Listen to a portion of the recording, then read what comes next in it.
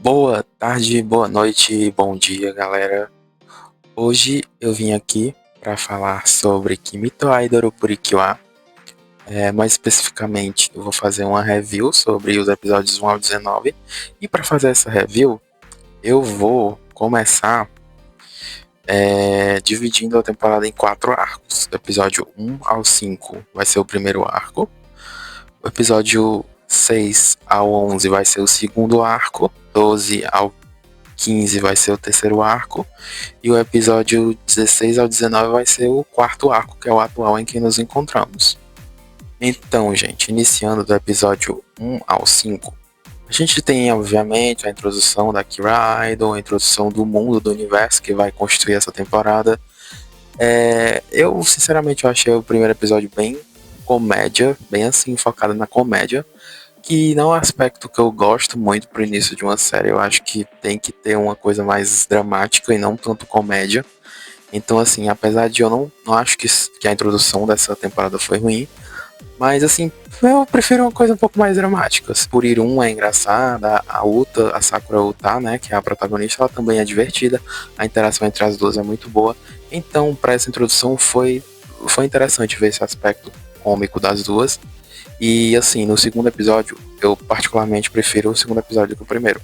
O segundo episódio a gente tem a Kira Idol realizando como ela é uma heroína e como ela deve lutar contra as forças do mal, digamos assim. E eu gostei muito desse aspecto que eles mostraram nesse episódio, de que dela realizando isso, de ela, eu sou a Kira Idol, eu sou uma heroína e tenho que lutar, e esse é meu dever a partir de agora. E o Purirum se emocionando de tudo nessa parte, eu gosto bastante dessa cena. Agora a gente vai para o episódio 3, que é quando a gente tem a introdução da Kira Wink. Eu não tenho muito o que falar, sinceramente eu não gosto muito da Kira Wink, porque ela é bem aquele padrão estereótipo de Kira azul, que é inteligente, educada, refinada, quieta, até um pouco tímida, assim, né? Conheci a Uta, né, a Sakura Uta desde criança, e ela lembra do momento em que a Uta ajudou ela a encarar os medos dela, e é basicamente por isso que ela se tornou uma Purikiwa, por causa do Wink, né, que é a piscadinha de olho que dá coragem a ela, como se fosse um feitiço que dá coragem a ela realizar os que ela tem que realizar. Mas no geral eu acho ela bem. Tá? A gente parte para o episódio 4 e 5. Os episódios 4 e 5 me irritaram um pouco, porque eu queria ver logo a Kira Kyun. Eu não queria ter que esperar tanto. Eu tava assim, meu Deus, cadê a Kira Kyun? Pra quem não sabe, a Kira Kyun é minha favorita. A gente tem a introdução do Kaito, que eu não gosto. Eu não gosto do estereótipo do cara mais velho, legal e perfeito, entre aspas, né? Aquela pessoa que, sabe fazer tudo, ele é lindo, ele é maravilhoso, ele não sei o que. Eu não gosto disso, desse tipo de personagem. Porque eu acho que ninguém é perfeito. Então, assim, eu não gosto quando o personagem tem essa coisa idealizada da perfeição. Eu acho um pouco irritante. Então, não tenho nem muito o que falar, eu só não gostei desse episódio. Eu fiquei até com medo da Uta e ele terem algum tipo de romance, que eu espero que não tenha. E a gente parte pro episódio 5, que é a introdução do Tanaka, que é até interessantezinho, né? Que a gente tem alguém sabendo sobre a identidade das Purikiwa, das Idol Purikiwa. E é um episódio ok, assim, não tem muito o que falar, é um episódio esquecível, mas assim, serve pra introduzir um personagem que é relevante na história, né? Que assim, é pra poder explicar como elas vão lidar com esse mundo das idols, né? Que é como é que a gente chama? O manager delas, né? Que é o tipo o gerente delas, né? Aí a gente parte, finalmente termina esse primeiro período, primeiro arco, né? E vamos pro segundo arco. O segundo arco, ele inicia com uma introdução de maneira mais profunda. Na verdade, é a introdução mesmo, né? Da Kokoro, que é a Kira Kyun, né? Kokoro Shigure. E é maravilhosa a introdução dela. A gente descobre que o pai dela faleceu quando ela era pequena. E ela tem que lidar com isso. Ela é uma menina muito esforçada, que tem esse sonho de querer dançar, né? De ser uma dançarina e tal. E ela dá muito pesado pelo que você vê assim no episódio. Ela trabalha muito duro pra ser a melhor em dançar. Ela tem até um clube, se eu não me engano. Mas o clube que ela tem é o de ser fã das idols, né? Aí eu entendi por que eles demoraram a introduzir ela. Porque como ela tinha esse fã-clube, eu creio que eles queriam deixar a poeira baixar um pouco para esse fã-clube ter um pouco mais sentido de existir, né? Porque se fosse tudo muito rápido, não ia dar nem tempo da Kokoro ter esse fã-clube e ter criado esse fã-clube, ter juntado participantes e tal, né? Então, e é isso, é muito bom a introdução dela, e eu gosto que no final do episódio ela fica com medo, assim, ela fica, meu Deus, ser Purikyo é isso, tipo, tem que lutar, não é só ser idol e ficar cantando, como assim? Não. Aí no episódio 7 a gente tem finalmente a Kyoryukin Kyun se transforma, que eu amei a transformação dela. Não, na verdade eu não amei tanto assim a transformação dela, achei a transformação ok, legal. Mas assim, eu gostei muito da forma como ela se tornou, porque assim, é muito emocionante. Tudo que envolve a Kyoryukin Kyun é muito emocionante, né? Faz realmente meu coração bater Kyun Kyun, porque eu gostei muito dela se transformando, ela adquirindo coragem para poder se transformar. E toda essa relação que ela tinha de ter perdido o pai e tal, e toda essa emoção. Gente, depois da Kyun, basicamente, a gente começa a ter a construção e o desenvolvimento do vínculo entre as três protagonistas, né? Entre o trio principal ali e a Purirum, óbvio, né? E a gente tem basicamente uns episódios meio assim que não acontecem muitas coisas grandiosas ou muito importantes, mas eles servem para mostrar como as meninas estão sendo amigas e como elas estão lidando com a amizade entre elas e como elas estão se conectando, principalmente o episódio 9. Eu creio que o episódio 9 tenha sido um marco importante na amizade delas, que a gente tem um episódio que a Nana fica, digamos assim, meio doidinha, né, da cabeça. E no final é só porque ela queria achar uma coisa em que ela fosse boa, se eu não me engano. Aí no episódio 10 a gente tem as meninas gravando CD, que ajuda também a elas novamente a fortalecer os laços entre elas. E no episódio 11 finalmente a gente tem um episódio que eu gosto, que é quando a gente finalmente tem um grande obstáculo, um grande desafio, que os três generais se unem para derrotar as Purikyo, né? E elas conseguem um ataque em grupo delas, o primeiro ataque em grupo. E eu amo esse ataque em grupo delas. Eu achei genial eles terem colocado a música do encerramento, que é a Torio Dreams, né? Eu amo essa música, é muito boa. E eu amo esse ataque, eu acho muito bonito o visual, o jeito que elas dançam, tudo. Eu amo esse ataque, eu amei tudo nesse ataque. Aí depois disso, finalmente, a gente vai ter o terceiro arco, né? Que eu chamaria de arco da Meroron. Porque é aí que a gente vai ter a introdução da Meroron. E apesar de no início ela não contribui muito para a história, assim, eu acho que ela fica muito fixada no Purirum, né?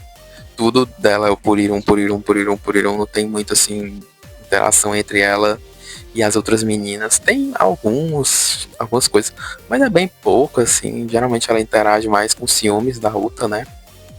E assim, gente, eu não sou muito fã disso, eu acho meio repetitivo. Eu fico feliz de que eles não prolongaram muito isso. Tipo, eles já partiram logo pro arco, que ela se transformou em Curious, né?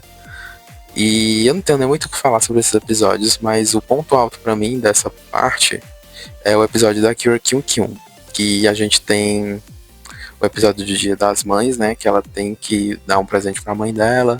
E até ela usa uma Carnation, que é um tipo de rosa, uma vermelha, que até é utilizada também num episódio de Heart Cat, que tem ligação também com o Dia das Mães. É até uma menina que perdeu a mãe, que é um dos meus episódios favoritos de Purikyo. Sério, eu amo esse episódio de Heart Cat. E eu gostei muito dessa referência, né?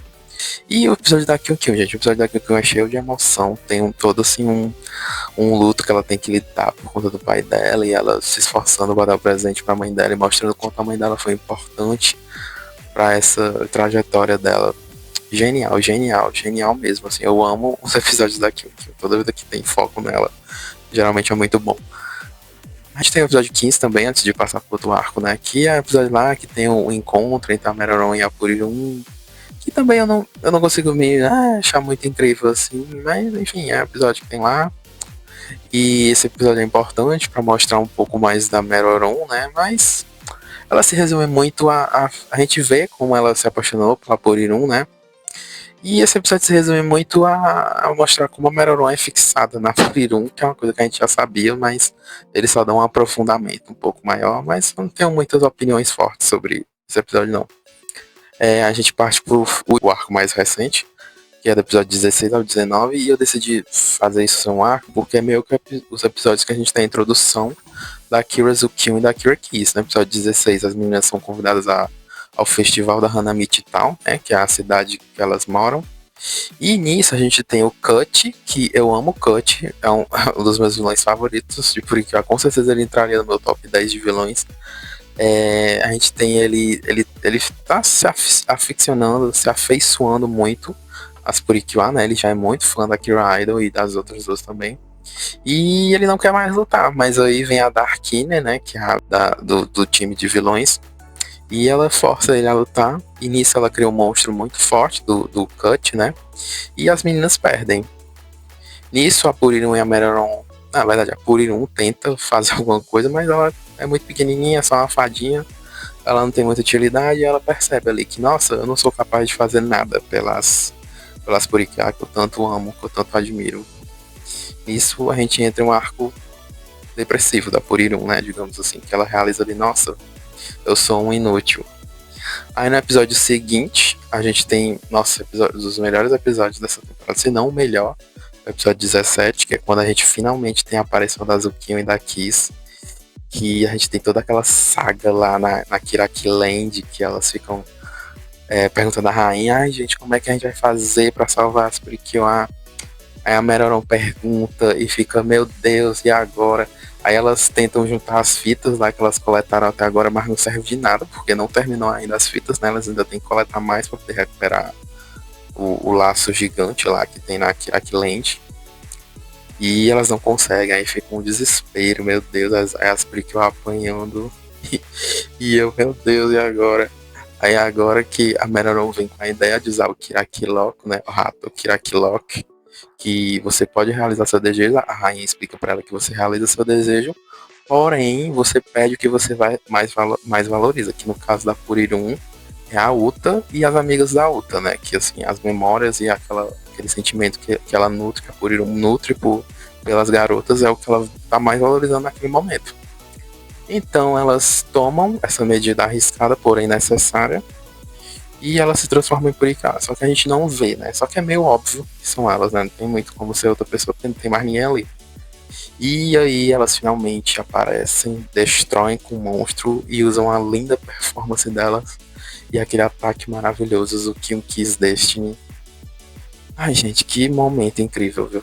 Nossa, nunca vou esquecer. Muito bom elas duas. A performance, o ataque, a entonação de voz delas totalmente diferente da Purirum e da Meruem. E o fato delas serem branca e preta é tipo assim, incrível, incrível, incrível.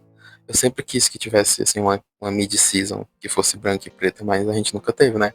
E finalmente, depois de 20 mil anos, a gente teve. Finalmente eles resolveram trazer algo único e inovador. Eu amei muito esse momento, gente, muito incrível. Aí no episódio 18 a gente tem a Kira Idol meu, que um crush, né, na Kira Zukiyo. E aí o episódio basicamente é nisso, e na parte da luta a gente vê um pouquinho mais da Zukiyo e da Kiss, que é muito legal ver os ataques secundários dela, né, o Kiss Shock e o Zukiyo Bazooka, achei muito bom. E a gente continua naquele mistério, assim, pelo menos para as Idol por aqui é um mistério de quem é a Zukiyo e a Kiss, porque elas não fazem ideia, né, porque a Purirum e a Meruem mudaram muito de aparência, mas a gente sabe, né. Aí no episódio 19 a gente finalmente tem a revelação de quem elas são, que eu acho o episódio meio...